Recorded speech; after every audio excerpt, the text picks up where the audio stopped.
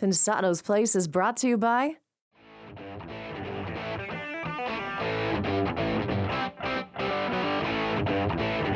Rockstar to Remixer, part 2 of a brand new, actually a really great ITL, correct? Mm-hmm. And we've got contests and giveaways. You're at the place, Pensado's Place.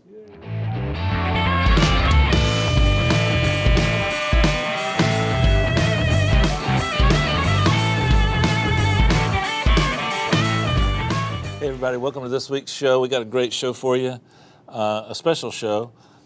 My friend Jay Gordon is on with us today. Herbert? How are you? Man, you know what? I'm doing good. Good. You know, we're coming live from Studio B at the Art Institute of California, Los Angeles. It's always a great place to see our crew. Yeah, we got the best crew. We got a great crew. It's good to be here. We've got a lot of homework stuff as usual. Want to get that out of the way? Let's do it. What do you think? All right, so make sure you contact us at Facebook and Twitter. You go to Pensado's Place /YouTube and go to our channel. You can view all of our stuff. There it is up on the screen. We always like your comments, like and subscribe, and we'll get back to you. And in the event we haven't gotten back to you, it's just because we're swamped, and we absolutely will do that. Let's say hello to some of our sponsors and take care of some of that business. In case I don't get back to you, I just didn't pay my electric bill. So Dave's thing is a utility issue. Will and I will cover him, and don't worry about that. We'll get back to you. I think we'll get your bill paid in about a month, right? Yeah, cool. So you're living in the dark? Yeah. Must be great for your mixing. It is. Cool. You're mixing without power. That's fantastic. You're really talented. Oh, yeah. Cool. Let's say hello to our Avid friends. There's a very Avid thing a very special thing that's happening with you tomorrow with our Avid friends. So your live chat is tomorrow, correct? Yeah, I'm looking forward to that. You guys, please ask me some questions. I enjoy it. We filmed something recently that was kind of neat. It was, so that's going to air tomorrow. Your live chat is 11 a.m. to 12:30 PST, Pacific Standard Time. You can go to pensadosplace.tv and check out all the details there. That's a cool thing. And then we have the wonderful FastTrack C400.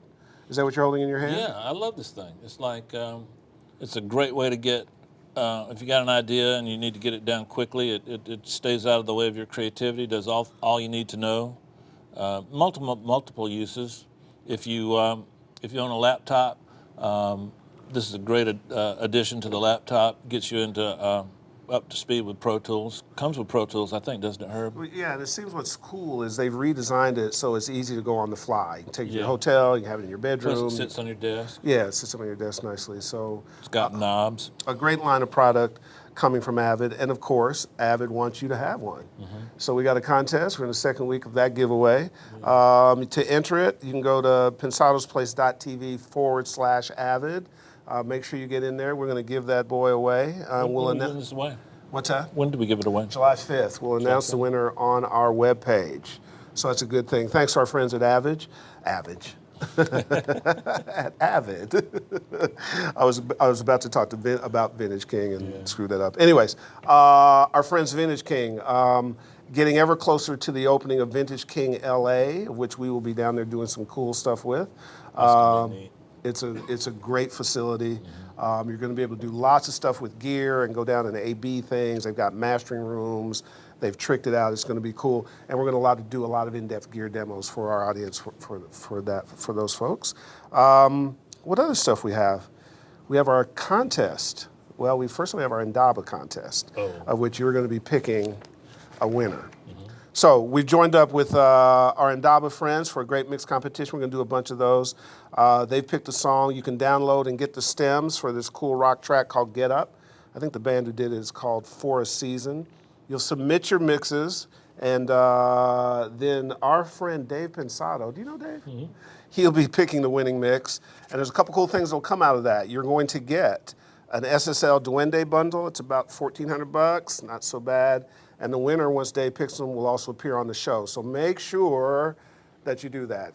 What else do we have? Anything else, sir? Our wonderful Telefunken thing. Pull that boy up. These Telefunken guys, man, they make everything. This is the M81 mic, right? Yeah. Want to show it? Yeah, essentially, think of this as like the M80, which I was really high on and talked about last time we saw each other. The M80 has a really cool curve that works good for drums. Where's Robert? Robert in here? Robert uses it. One of our staff uses it, just loves it. Loves that mic on vocals and a number of things. This mic gives you some options. It's got a little different curve. Probably you could describe it as a little flatter curve for when you don't need an enhanced mid-range, but very, very usable mic. I'm guessing this would make a great vocal mic too. I have not used this one on vocals, but I'm guessing it would make a great vocal mic. But as usual, everything Telefunken makes is just top notch, and this one's very, very affordable. So you want to win one of those too. Go to pensadosplace.tv/Telefunken. And it's like a toy box. It's just presents and toys and stuff that we have here. So speaking of the Telefunken mic, why don't we go to part 2 of the ITL and you introduce that, Dave? Yeah, you saw part 1. This is obviously a continuation of some of the things, and one of the things, one of the reasons I want you to watch this is because we have a big wrap up at the end where we do a lot of comparisons and make a lot of decisions on what we liked. And unlike some shows you might see, we gave you definite, concrete opinions about which mics we liked best. So check it out.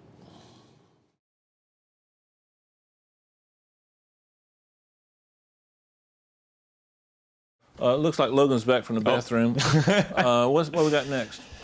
We've got a double of that same strumming part, but with the 47, the Copperhead, and the AK-47.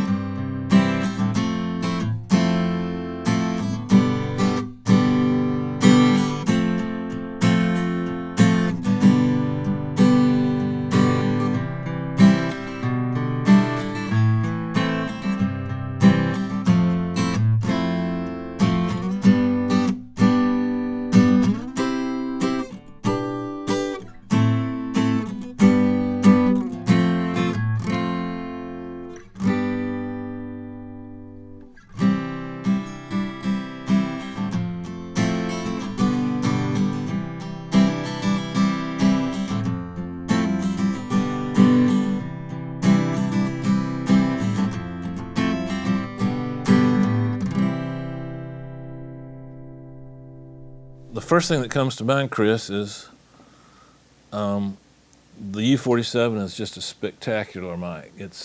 I mean, that sound is so ingrained in my psyche. It's like you want to just say, "Oh, stop! No more, no more." We heard that one first. You know, I was like, "Okay, contest over." But here again, your little buddy, the AK-47, it acquitted itself pretty well here. It's pretty good. What can I say? I felt like the way it picked up the pick hitting the strings.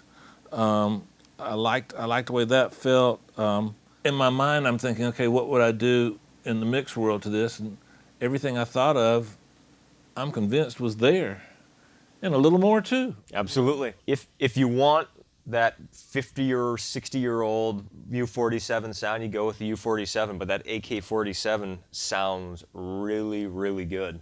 And it gives you that vibe. You know, it's not the exact same, but it gives you the vibe and, like you said, and a little bit more to where you might not do anything in the mix with it, or not too much. What was your impression of the Copperhead? Copperhead, it's similar kind of thing with the finger picking, and I find with the strums you can actually hear it more. There's that mid-forward character. nice aggressive mid-range. Son of a bitch. There we go. See. Let me ask you a question. Yeah. Could you see yourself using the Copperhead on vocals?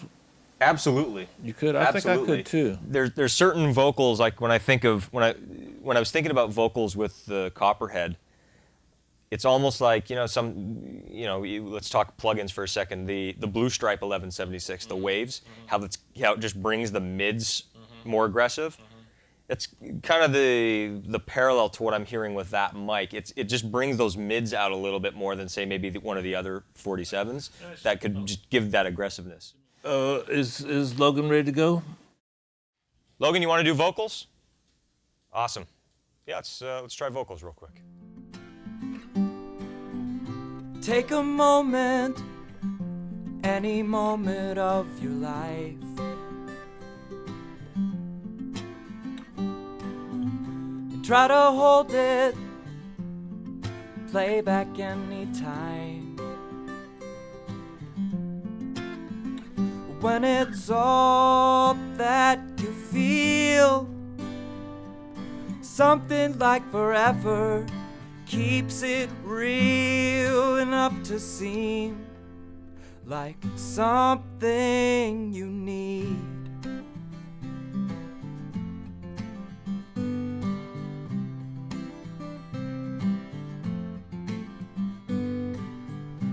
I've been hoping you'd be open to my tune.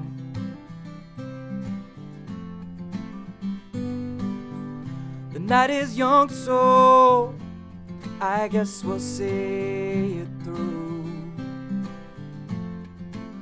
But you know it's all that you feel.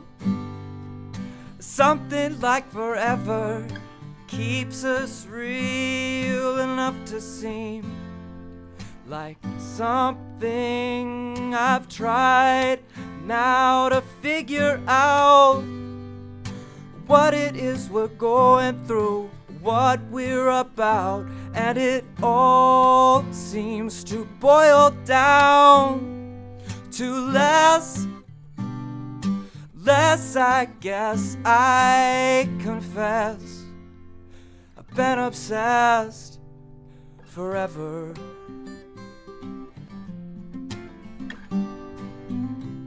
I want to make one good point. Again, there's no compression on any of these tracks. None. And I want you guys to understand that. I feel that the 51, the AR-51,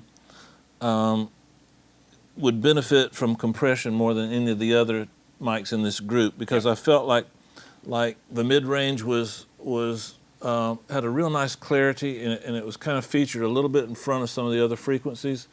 And with compression, I think it would just sit nicely in a very aggressive, for sure, kind of track. I felt like the Copperhead had the nicest S's and sibilant sounds. I felt like it dealt with those the best, but like for some reason my mind and my ear was drawn to the word seam. On the other two mics, on the 51 and the Copperhead, I heard C, and on the AK-47 I heard seam. I heard the end of the. Yep. In other words, we're asking a lot for a microphone to pick up the loudest parts of a performance and the lowest and the parts. quietest, yeah. I felt like the 47 did that, and I felt like it emphasized. I felt the performance a little better with the AK-47. I'm not trying to jump on your bandwagon with that one, but so to me the nod goes to the AK-47. Tear me apart. You know what? This is probably the one. I definitely had a distinct favorite from each of the other groups. If Logan said, "Chris, which one do you like best?" or if you said, "Which one do you like best that I'm going to record the rest of my album with?" I don't know. I don't know. I wish for this I knew. Each one has something I love. The Copperhead really surprised me. Me too. I really like the sound of that. But again, your comment on the AK-47, thinking about it and listening to it again, I agree with you. You get the emotion, the tails of the words. You Something hear better. that brought the performance to life on that. Absolutely. A lot of these things are personal taste. Listen to all of this information yourself, and hopefully that'll help you decide. And once again, don't listen to it as a guitar, but listen to the way the mic is working on that, and that'll help you make decisions about instruments that you're more interested in. And Chris, you want to take this thing home? Well, just touching upon that, I think it's really it's so application specific. What is the best sounding mic on one singer? There might be a better sounding mic on another. So I think you can use this as a way to hear the differences between the two and at least point you in the right direction. But I think if you're looking for a good vocal mic, you really couldn't go wrong with any of them. I know. It seems like the theme of the day is you and I both agree that if you're budget conscious, the AR-51 is your choice. Even if you're not. Man, I can't top that. That's a good way to end. All right, hope we've helped you out, guys, and thanks and compliments to Telefunken. They've done an incredible job. They're an incredible company, and they deserve you taking a look at them. Hey, guys, welcome back. Hope you got something out of that. We had a lot of fun doing it, and I hope that shows. Let me add to that, too, because I think we're going to be able to link to our website. There'll be a Pro Tools session of what they just saw, and they can do their own comparisons. Yeah, so that's a great piece of information. Pretty kind of cool. So anyways, to our esteemed guest. Yeah, welcome, Jay Gordon. I want you guys to give Jay a warm welcome. I've been wanting to talk to Jay for a long time. He's a musician, an artist, and a producer, a remixer that I've always had a lot of respect for. So Jay, man, thanks for coming by. I know you're real busy. Man. Good to see Great. you. You guys are. Orgy is a project that you put together that was way ahead of its time. I mean, you guys were combining genres before anybody knew to do that, and now it's come full circle, Jay. It's back to where you originally started, and Was it lonely when you did it? It's kind of cool to do it now, I guess. You know, like it was a little freakish. Yeah. You know, it's kind of You're out there. here goes nothing. You know, but it worked out. You know, for the most part, so no complaints. As somebody once said to me, "Jump and the net will appear." that's kind of what it did. kind of what it was like. You know, I had good friends that helped me along, Korn, and you know, good management and things like that. You know. You originally were signed to Korn's label. Yes. And absolutely. And I can't wait for the new Orgy album to come out. Is that something we can talk about, or is that something we got to wait for the big press release? Yeah, no, we're making it right now. You know, my dad works with the band a lot, so he's always busting my balls about finish the vocals. You know, Right, cool. I'm always like trying. You know, I'm like. So that's what we're waiting on is vocals. Yeah, kind of. Well, always. You know, with Orgy, and no, it's like. I get so into the production end and things like that, you know. Except when it comes to mixing, I don't want to mix any of my stuff. So that's probably something I should be, since we're here, you know. Talk about that. Dave, what are you doing? We can work it out. I'm doing No, nothing. but you know, I know it's, his manager. It's yeah. No, I'm a huge fan. Oh, thank you. One of the things I like about you guys is, one of the things I like about you, I don't know the other guys, but you just got great taste. I mean, you just know how to, and that taste manifests itself not just in Orgy, but in remixes you've done. You've done like you did a Linkin Park remix. It's one of my favorites. Point of Authority. Huh? Yeah, Points of Authority. Such we a did great, that at my house. Are you serious? Yeah. Do you know if that's on Spotify or not? I have no idea. Check it out, guys, because it's a great remix. And then he's an artist. And then I'm going to embarrass him a little bit, but he's also a male model. You've done some major ads for. Okay, that's the only gotcha moment. I lied. That's a gotcha moment. But you actually did like a big major fashion house. You did some Billboard. Yeah. Is that what you're talking about? Yeah. Calvin Klein did one of those. Like, Hey, man, they pull your pants down, take a picture, and throw you up on a billboard. So. That's not incredible. a bad gig. Hey, no, it's not bad. Free underwear for life. You're There good. you go. Yeah. I don't ever really take them up on that, though. Oh, I thought you were going to say you never really wear underwear. The FCC was just right around the corner there. Yeah, right. Hey, man, so what I was talking about, and one of the things I like about the way you approach music is you've got a lot of diverse influences. You've got a lot of things that you listen to and understand fully. And so when you sit down to create something, you have no problems bringing that creativity all at the same time into the situation. Yeah. You know, it's like sometimes it works with Orgy. Sometimes it's kind of tough being out there all alone. The new Orgy album, you're bringing in Skrillex. You've got something in the can. Yeah, we did a track together, and you know, I'm a big fan of his work, and obviously he's really good at what he does. So you know, it was a mutual friend, Joey Simran, who manages Escape the Fate and stuff like that, and John Feldman, who's also, you know, producer, huge producer. Skrillex was working, Sonny was working with John, and so was one of the bands I was working with, and so I had mentioned that I really, you know, wanted to get a hold of him, and so Joey and John Feldman kind of put us together. So, we did a song, and then like the next week he was like, you know, we were talking about him producing, you know, an EP, and he probably could have done it in a week, but like, it's just, you know, we did the one track, and then like the following week he was like in Sri Lanka playing in front of like 90 million people somewhere, you know, and so yeah, he just kind of blew up, and so I haven't really seen him since, except for on TV. So right? Yeah, you know, we keep in touch a little bit, and you know, he's the biggest thing since Sliced Bread. So. Is the new album going to be? Obviously, you've grown since the first album, and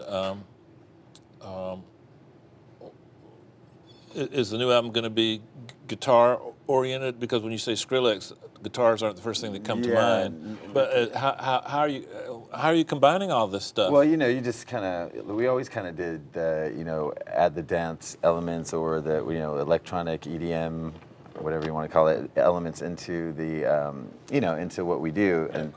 And there's really never been like a format for Orgy, and that's kind of why the name is what it is and everything else. Would it be safe to say that you and Orgy are at your best when you don't try? Like Blue Monday, it was just it was never meant to be. That's your biggest record, and you just went and did it just to do it. It didn't even have a home when you first did it. You just did it, right? Yeah, we just did it. Decided to do a cover song. Being approached similarly? Yeah, you know, I try not to. The pressure's on a little bit, you know, because we haven't been around in, you know, 7 years or whatever, and so we just wanted to, you know, dust everything off, dust the dirt off, brush the dirt off, whatever you want to call it, and get out and start playing again. So we just did a little tour real quick, and you know, I put together a new unit because it just seemed like, you know, the original members, it was hard to connect with everybody and, you know, get on the same page, and you know, I totally understand that, and I respect the other guys, and you know, love them all and everything, and you know, there was a little bit of, you know, chaos when I first kind of just said, you know, I'm going to put a new band together and go ahead and do this, but you know, I figured since everybody was so busy that it wouldn't be a big deal, and you know, kind of ruffled a few feathers here and there, and that was never my intention, but you know, you can't. Yeah, you just got to do what you got to do. I spend a lot of time on the internet, and you've been pretty good about stating your opinions, and it's pretty clear that people understand your heart was in the right place. Yeah, definitely. I mean, you know, I you know, like I said, I respect everybody, and you know, it just seemed like everybody was doing their own thing, so you know, why not? Like, you know, I started the band, and you know, and had the right to the name or whatever you want to call it, and put together a band of, you know, friends that even those guys know and are cool with, and so, you know, got a great band, really, really good, but much better than I anticipated. You guys have a loyal cool. following. I mean, there's people that, I mean, you have read those women's comments about you on the internet, right? Not really. You guys have some loyal fans. Yeah. Is the story true that your dad was in the business? We know that's true. Yeah. Was the story true that your dad drug you on stage with Sly Stone when you were 2 years old, 3 years old, and Sly handed you a tambourine, and that got you, that was the beginning? Yeah, I'm sure I was way off, like my meter probably wasn't very good, you know, but I had fun, I remember it. But that was the moment when it all kind of coalesced for you, right? Yeah, that and you know, it was weird things would happen around music stuff, you know, for me. Like, my mom took me to see, like, B.B. King at Fillmore West in San Francisco when I was, you know, right around the same age. And he just, like, picked me up right out of my mom's arms, you know, right from the crowd. And I was like, okay. Oh, wow. So, yeah, it was really, really kind of weird. And so I always just kind of felt comfortable in that environment, more so than, like, you know, just in public places. It just the stage is like not public for me. It's like kind of like that. It's safe. Yeah, it's like a, you know. It's comfortable. Yeah. It's kind of born and raised. So So little Jay Gordon, you dragged him around stage too? Oh, Jax, Yeah. my son. Well, he did a little. He came to LA for the last 2 shows. He rode on the bus. We picked him up. His mother lives in Arizona, so we stopped from Texas to Arizona. We picked him up, and then he came on tour with us and had his own little bunk, and he's really happy about that. And yeah, he got on stage with us the last 2 shows, and he did a little dubstep number with. Yeah. How old is he? He's 7. Oh, cool. Yeah, he's like the best thing that ever happened. He's a funny guy. Tell me about Kilowatt. That's your alter ego. It's my DJ. Is that Steve. something that you're going to pursue, or is that something Oh, that's going absolutely. to kind of take a second No, position? it's to kind of like Orgy? my favorite thing to do. I mean, you know, I always loved the band, and I want to keep the brand going there. But I just being around that element just kind of really made me really respect it and want to get with it. Yeah, you've always been a DJ. It's just you weren't called that. Yeah. Because your remixes are legendary. I mean. Oh, thanks. So are yours. Yeah, we'll talk about that in a minute.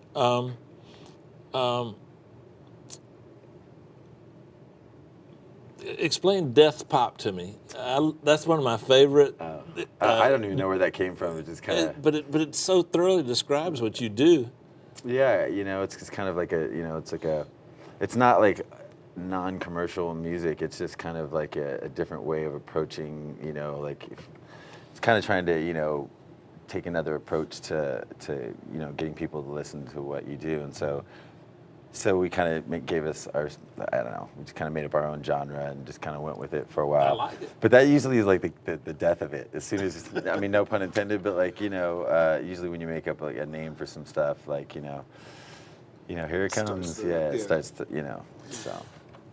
Let's do this if we can. I don't know if we can pull this off, but bear with me and let's try. When you start a remix, because I think my audience would just love to hear how your mind works and your thought process. When you sit down to do a remix, what's the first thing you do? Do you try to figure out the elements of the original song that you want to preserve, or you just strip it all down to nothing and start back with just trusting your own creativity? How do you start on a remix? It really all depends on the particular song, with the Points of Authority thing, I got lucky. I got to choose the song that I wanted to do, and I knew it would be easy to take some of the chops that they'd already done with the vocals and work with that kind of stuff. And but what I do is, especially nowadays, like I'll listen to like I'm doing a remix for Epic's project LAX. Yeah. So since we were talking about him in the hallway, so they'll send me stems and I'll listen to all the stems and see what elements are there that I want to keep, and just kind of weed through it that way, and then usually put my own drums in and stuff like that, and it just depends on what I have to work with. Sometimes I'll just sometimes things will lay right in perfect to another piece of music that I already have, so I'll just start working off that, or it just depends really on the particular So circumstances. if you want to get off this subject, just let me know. I'm just fascinated with that process. And I do understand it's kind of hard to quantify an A, B, C, D steps, but like on Blue Monday, which arguably was one of your biggest records, the New Order song that you remixed, the drums on the original are intentionally kind of little and tiny. So you made the drums bigger, you changed the beat a little bit. So do you start with the foundation of the being a DJ? Do you start with the foundation of the rhythm, the drum track, and then you build on that and bring in? Well, that song was this.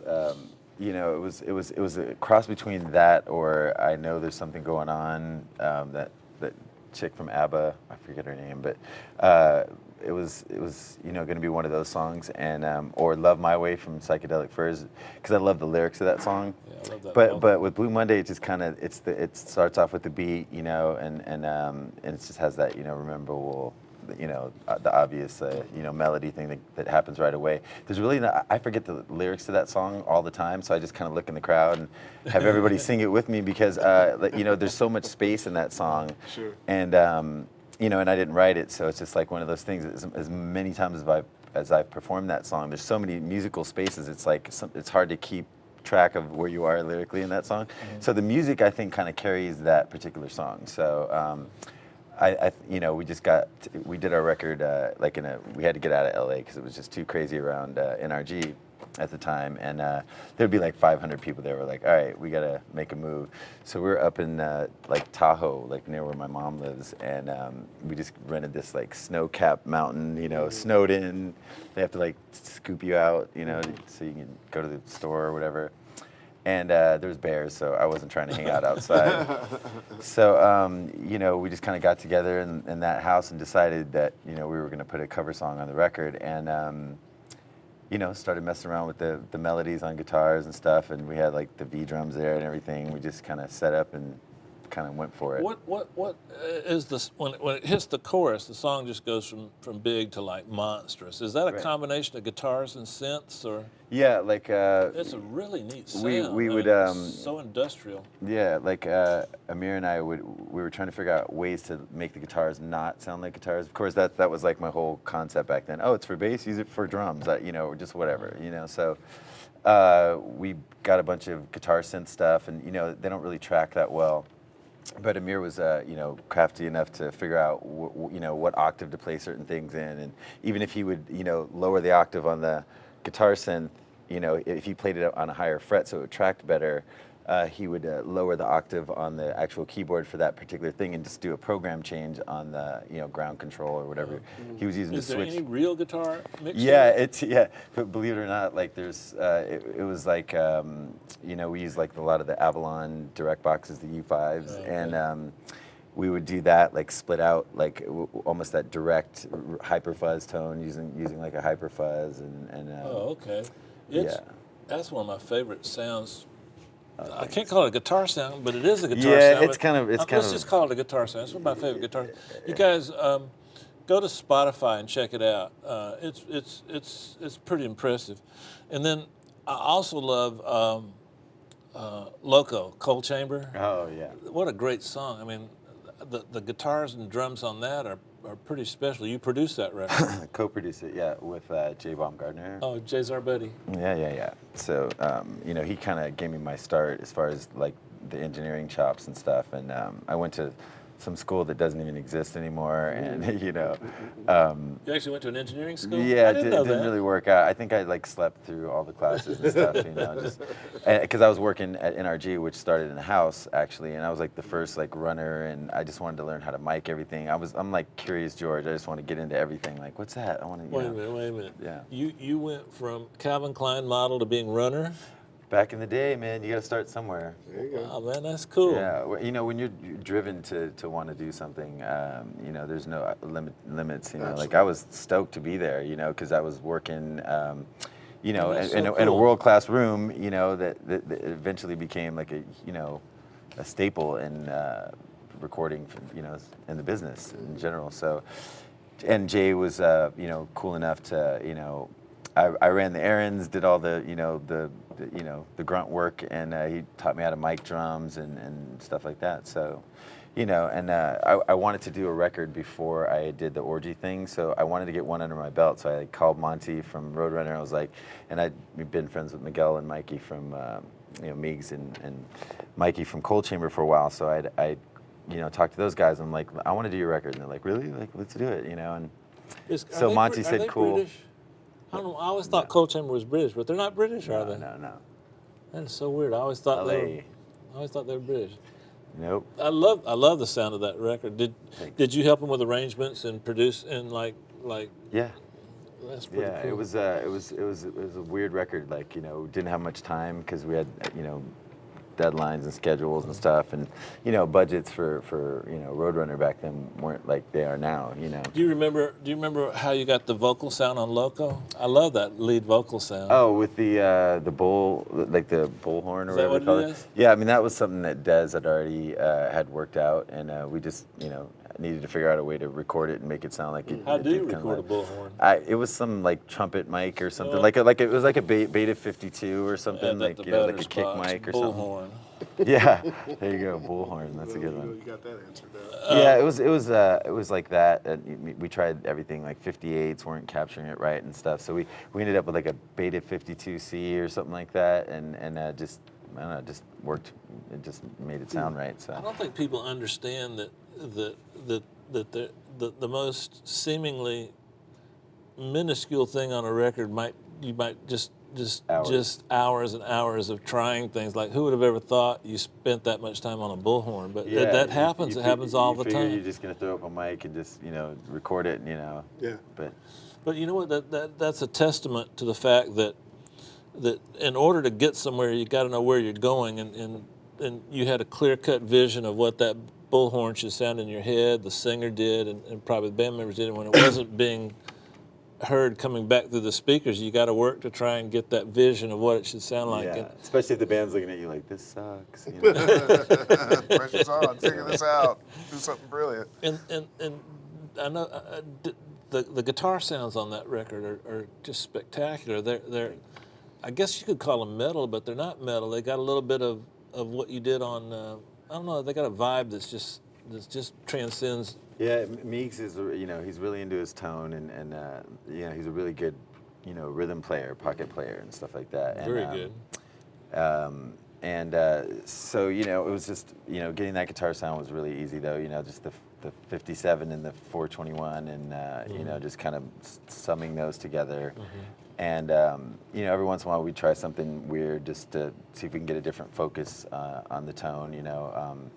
We used a lot of phase shifting and stuff like that, but cool. that was all done on 2-inch tape, and I think one of the last records. Thank God, that was such a nightmare. Like tweaking the machine and doing all that.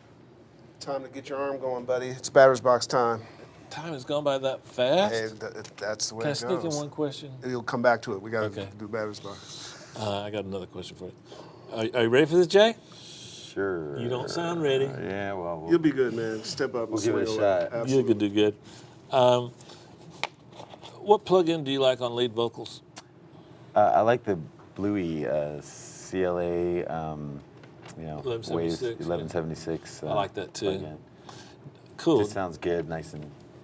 Is there anything you use on backgrounds that's different from your leads? Yeah, I mean, I would use like maybe like dynamic wise. You mean dynamic wise? Probably if I was in Pro Tools, like just the digi, compressor or something like that. The Dynamics 3 or something like that. Cool. Or the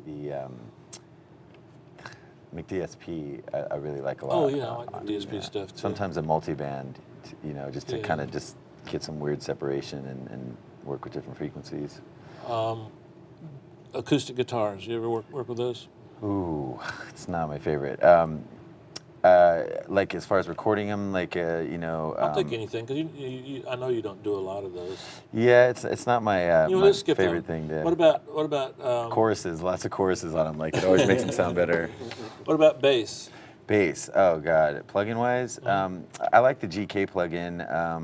Just a U5 direct box, and there's several like compressors that I would, sometimes I do different chains and even run them like kind of like a sub mix.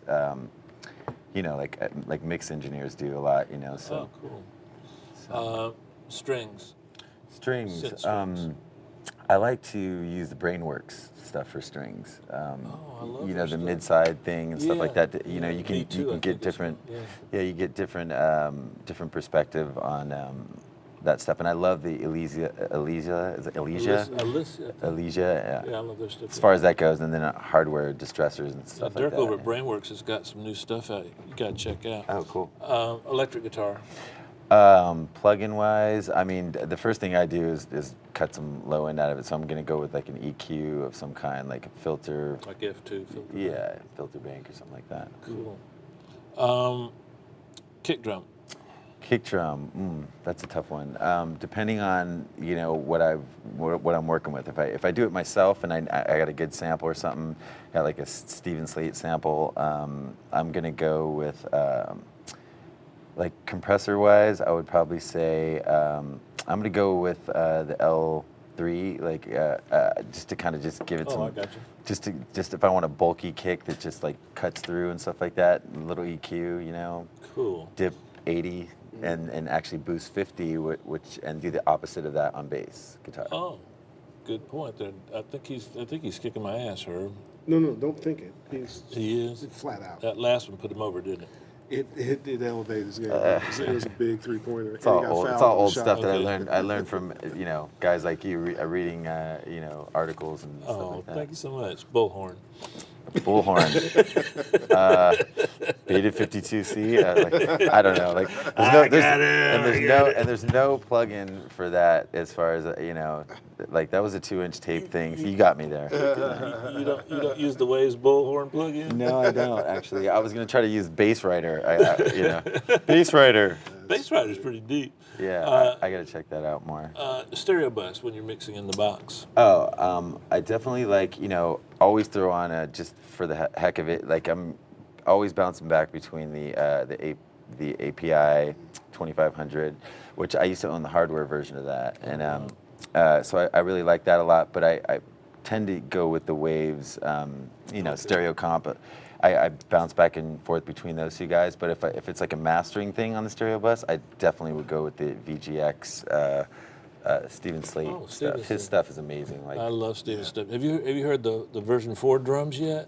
yeah, I have actually. I do too, Love him. man. I love them too. Yeah, he's my neighbor. He's a good buddy, and Cool. I swear by the Dragon I for do too. vocals. Like I love that on vocals. It's like a souped up 1176 that He's got a new tape machine it's in beta now. I have it. It's pretty good. Oh, cool. Yeah. Let's check that introduce. How'd he do? He did great. He did great. You got to it. You feel better. Yeah. He was a little nervous coming Yeah, up, yeah, but yeah. like I had him up. I had him through strings, and I was pretty close on acoustic guitar. I thought I had him in acoustic was guitar. what he I thought alluded to I earlier. knew if I threw an acoustic guitar at Jay Gordon, I knew I'd get him. But Yeah. he kind of flubbed that one. But by strings, I was was in trouble. And then when I got to Well, let's continue on that line and introduce our wonderful guy in the chat room, our producer, Will Thompson. Will, you over there? I'm over here somewhere. There you are. in the I back see corner. you. Why don't you tee up a couple of questions for us? All right. I got from our friends on Facebook here. I got two guys that asked kind of a similar question. Both Michael McDonald and Mark Allen. I'll Doobie take the phrasing of Michael's here. Hi Jay, how did you approach your remix of Linkin Park's Points of Authority from Reanimation? Did you have a clear idea from the beginning of how it would sound, or did it come together through experimentation? Thanks. No, I had some really good friends. We did it at my house, like I said. This is a really tough one because I had Atticus Roth and Doug Trenthouse, really good engineers that, I knew I needed to just not do it by myself as far as like sonically, what I had going on. I mean, the elements, it was easy. I used a little SPD-20. I played the drums on it. I did the guitar parts, with like some what do you call that? It's a filter. It's a bass filter by Electro Harmonics. Do you know bass synthesizer thing, whatever they call that? Silver. I can't remember what it is. Yeah, that thing, micro synth or whatever. I used that on the guitars, and no, I just, like I said, I take elements from the producer gave me the stems, and then obviously I like some of the vocal chops at the beginning, so I kind of started there and just used Novation Supernova 2, which I still love that keyboard, even for like dubstep and stuff. It's like amazing, thick basses and stuff, and that, and 7-string, and just kind of went to town and just put little elements together. And then Atticus kind of broke stuff up with his Sherman filter banks, which I still never owned one of those, and I got to get one I've got one day. two of them. I love. Do you? Oh, man. Don't get one. You have to use two. Yeah. One doesn't work quite, but when you combine them together, they're great. I'd love to start with like just the beginning set, anything, But yeah, just kind of add the elements together and kind of go for it and just start designing based around the vocal on that track a lot. And Will, you got another one? I do. From Paul Columbera on Facebook. What made you want to become a producer instead of just being a singer-songwriter? I think it was more like, just like, you never know how long that you're going to be around for when you're doing music. It's like, since I grew up in the game, I kind of knew that it would, behoove me, so to speak, to get a background on. I was always curious, and like ever since I was a little kid, I was always curious to see how sounds were made. And when my dad he would take me to studios, and I was a little guy. Instead of pulling the cables out of the wall, like I did that on like Stevie Wonder session. We'd run through the halls, me and my cousin, and just like we'd go into the Moog room, which was like a big room, which was basically exactly. That's he's a great guy too. He taught me a lot. I love Bob. And so we'd go in there and right in the middle of the session and just start twisting. What is this knob? Like, let's pull these out, and we'd run because we knew we were doing something wrong. The word on the streets is you knew you were going to be an engineer when you started asking for mix credit for that. Yeah, exactly. Like I'm like, they should definitely. We definitely cost them a lot of time and probably money and stuff like that. But we're 5, 6. So anyway, but I don't know if I kind of got to answer the question appropriately, but Yeah, I think you did. Sure. One more, Will. All right, last one from Josh Ward. What were the influences and inspirations that led to your combining of EDM sounds with hard rock and pop? Very few seem to have pulled it off very well.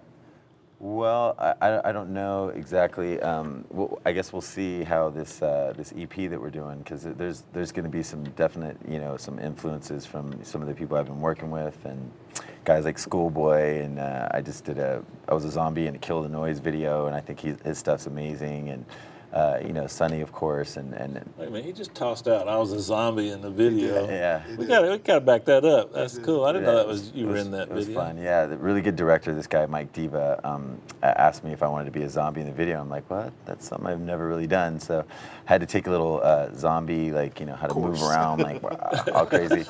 From the Zombie tutorial. Yeah, from the guy. His You name. take everything serious, don't you? Yeah, this guy, I forget his name, but he did all the zombie training in the I Am Legend movie. Yeah.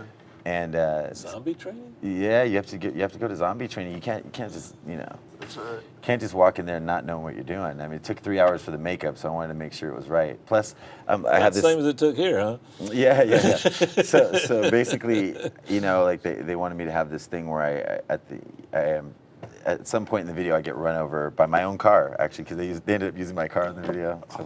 So I get run over by the car, but I have to do a little reach for the camera, and you have to look kind of a certain way when you do that. So we had to do all these like jerky movements and stuff like that. So we learned how to do that. Crazy. That's funny. Good question, Josh. Is That was it? fast. Yeah, man. Jay. Okay, I got a question. One last question for you, Jay. I'm fascinated by this concept of industrial guitars. Is there such a thing as industrial guitars?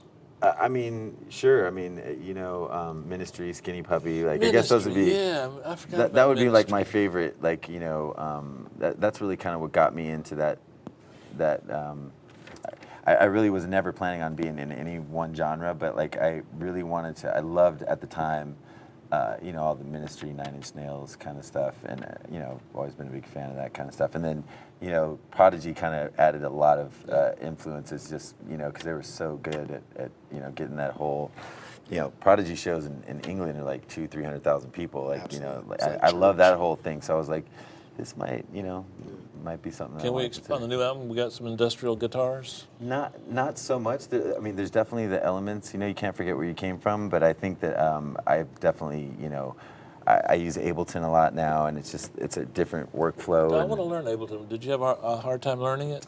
I have a hard time learning anything, pretty much. I'm so ADD. Like I'm like learning something about this program, and like I don't know, like look at the balloon, and I'm like, So, but no, I have to like just keep doing it over and over. And I learned a lot from Sonny and Schoolboy and guys like that it really kind of showed me Ableton. So.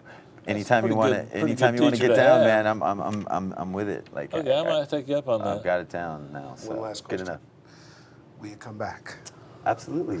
We so enjoyed having you, Absolutely, man. Really a Jay, pleasure. I know. Oh, I do have one last question, and if this is premature to ask, but can we expect the new Orgy album like by end of summer? Oh yeah, definitely. I mean, I think a single will be out maybe as early as 3 weeks to a month. And Will you let us know so we can tell everybody? yeah, we should do a little like a pre-listen thing with your show. Do like an exclusive thing before we release it out or We something. make that part of it into the layer or something. Cool, yeah. Man, thank you so much. Absolutely. Say goodbye, my man. Hey guys, this is a unique show because I think you got some insight into a really creative person's thought processes, and the great thing about Jay is that he's not limited by boundaries or preconceptions or current trends and fads. It's whatever's in his heart and whatever's in his mind, and so I think that's good inspiration for you guys to go try and create something. In fact, that'd be a good time to do it. Let me know how it turns out, and I'll see you next week.